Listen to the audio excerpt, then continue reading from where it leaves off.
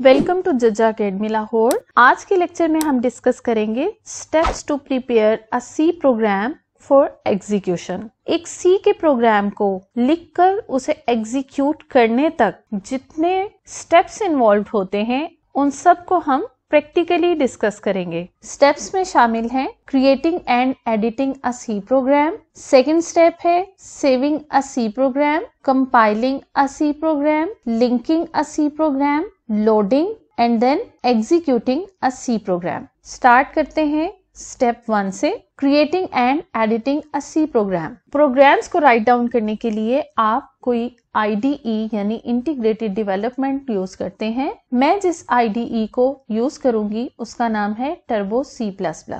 ये वाली blue screen turbo C++ का IDE है। इसमें मैंने एक सिंपल प्रोग्राम लिखा है जो स्क्रीन पर हेलो वर्ल्ड प्रिंट करवाता है। इस प्रोग्राम को लिखना is called creating a C program और इसमें कोई चेंजेस अप्लाई करना, कमांड को रिमूव करना, ऐड करना is called editing a C program. C program को राइट करने के लिए आपके पास दो मेथड्स होते हैं। नंबर 1, आप किसी IDE को यूज करते हुए प्रोग्राम को टाइप करते हैं, जैसा कि मैं टर्बो C++ को यूज कर रही हूँ। दूसरा मेथड ये है कि आप नोटपैड या वर्डपैड की फाइल में भी प्रोग्राम को या सी कोड को राइट डाउन कर सकते हैं और फिर आप अपने इस IDE में इसे ओपन कर सकते हैं। स्टेप 1 के बाद स्टेप 2 को फॉलो किया जाता है, यानी प्रोग्राम को सेव किया जाता है। सेव करने का मतलब ये है कि हार्ड डिस्क पर उस प्रोग्राम को स्टोर कर लिया जाए ताकि हम फ्यूचर में भी उसे यूज कर सकें। टर्बो C++ को यूज करते हुए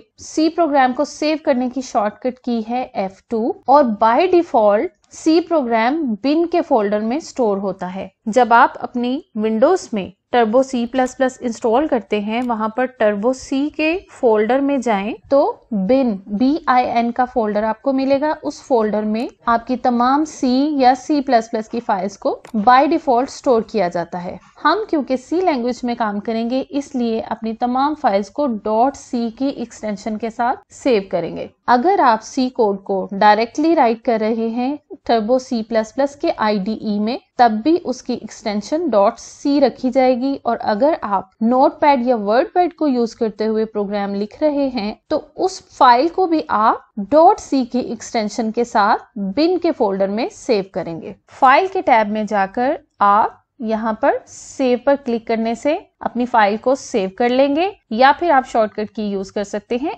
F2। फॉर एग्जाम्पल मैं यहाँ सेव एज पे क्लिक करती हूँ ताकि मैं आपको दिखा सकूं कि किस तरह से हम फाइल्स को एक्सटेंशंस के साथ सेव करते हैं। यहाँ पर आप इस फाइल के कंप्लीट पाथ को चेक कर सकते हैं। C ड्राइव में टर्बो C3 के नाम से एक फोल्डर है जिसमें मेरी टर्बो C++ इंस्टॉल्ड है। उसके अंदर यानी सब फोल्डर है बिन का और बिन के अंदर टर्बो C++ .cpp की एक्सटेंशन के साथ फाइल्स को स्टोर करता है। लेकिन आप क्योंकि C लैंग्वेज में काम कर रहे हैं इसलिए आप इस फाइल का नाम मैं लिखती हूँ my program .c। तो यहाँ पर आप .c लिखकर ओके करेंगे तो आपकी फाइल my program .c के नाम से बिन के फोल्डर में सेव हो जाएगी। अगले स्टेप पर चलते हैं, compiling a C program. C program को कंपाइल करने का मतलब है सोर्स प्रोग्राम को कन्वर्ट करना into object program. Compiling a C program or compilation is a process in which source program is converted into object program। अब सवाल ये है कि सोर्स प्रोग्राम और ऑब्जेक्ट प्रोग्राम कौन से प्रोग्राम्स हैं? सोर्स प्रोग्राम हम कहते हैं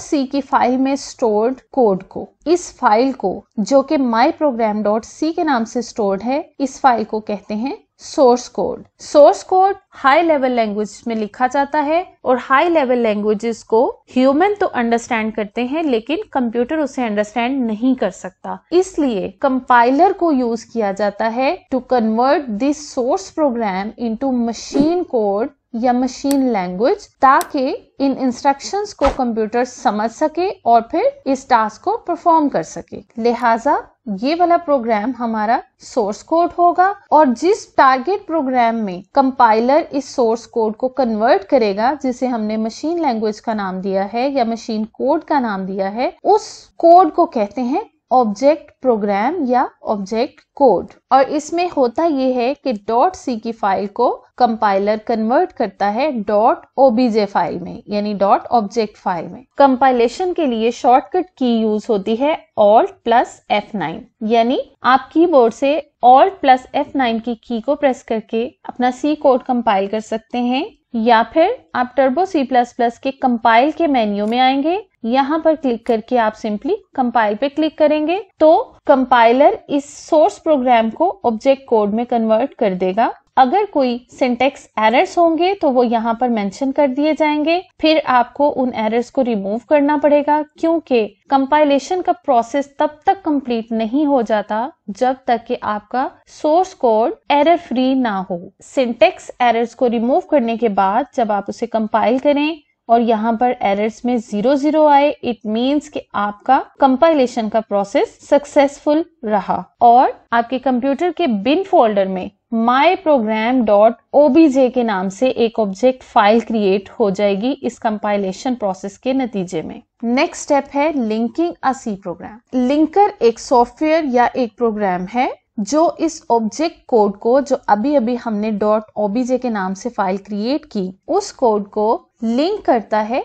लाइब्रेरी फाइल्स के साथ। It means linker links library files with object code, यानी इस ऑब्जेक्ट प्रोग्राम को लिंक करता है लाइब्रेरी फाइल्स के साथ। और लिंक करने के बाद एज एन आउटपुट एक फाइल क्रिएट करता है जिसे कहते हैं एग्जीक्यूटेबल फाइल, और उस एग्जीक्यूटेबल फाइल की एक्सटेंशन होती है .exe या .exe। इट मीन्स लिंकर की आउटपुट .exe फाइल होती है। ऑब्जेक्टिव टाइप क्वेश्चंस में पूछा जाता है कि कंपाइलर की आउटपुट फाइल की एक्सटेंशन क्या होती है और लिंकर की आउटपुट फाइल की एक्सटेंशन क्या होती है। सो कंपाइलर की आउटपुट फाइल की एक्सटेंशन होती है .obj और लिंकर की आउटपुट फाइल की एक्सटेंशन होती है .exe। नेक्स्ट स्टेप आता है लोडिंग द एग्जीक्यूटेबल फाइल और सिंपली लोडिंग। जो सॉफ्टवेयर लोडिंग का प्रोसेस परफॉर्म करता है उसे कहते हैं लोडर। लोडर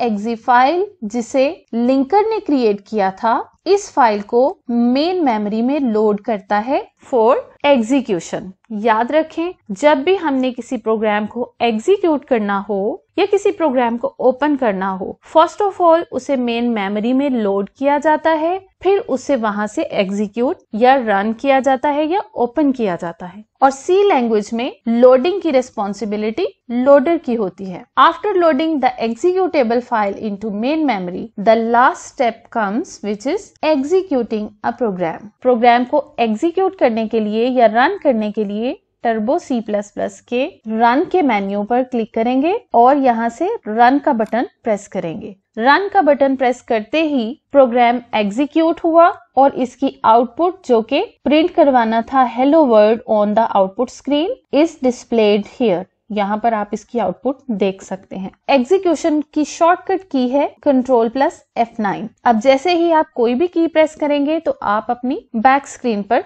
आ जाएंगे। अगर आपने किसी भी स्टेज पर आउटपुट स्क्रीन देखनी हो, उसके लिए आप शॉर्टकट की यूज करते हैं Alt+F5। अब अगर कीबोर्ड से आप प्रेस करेंगे Alt+F5, मैंने प्रेस किया और आउटपुट स्क्रीन डिस्प्ले हो गई। इन सारे स्टेप्स को हम डायग्राम की मदद से अंडरस्टैंड करते हैं। सबसे पहले सोर्स फाइल को क्रिएट किया जाता है और सेव किया जाता है .c की एक्सटेंशन से। फिर इस सोर्स फाइल को, जिसमें सी लैंग्वेज का code plus header files include करवाई जाती हैं, इन्हें कंपाइलर को पास किया जाता है और कंपाइलर इस सोर्स कोड को ट्रांसलेट कर देता है ऑब्जेक्ट फाइल में, यानी मशीन कोड में। यहाँ से आपको एक और इंफॉर्मेशन भी मिलती है कि कंपाइलर की इनपुट होती है एक सोर्स प्रोग्राम और इसकी आउटपुट होती है .obj या ऑब्जेक्ट फाइल, जिसे मशीन कोड या मशीन प्रोग्राम या ऑब्जेक्ट प्रोग्राम भी कहते हैं। इसके बाद लिंकर का काम आता है और लिंकर ऑब्जेक्ट फाइल को लिंक करवाता है लाइब्रेरी फाइल्स के साथ, और लिंक करवाने के बाद लिंकर आउटपुट प्रोड्यूस करता है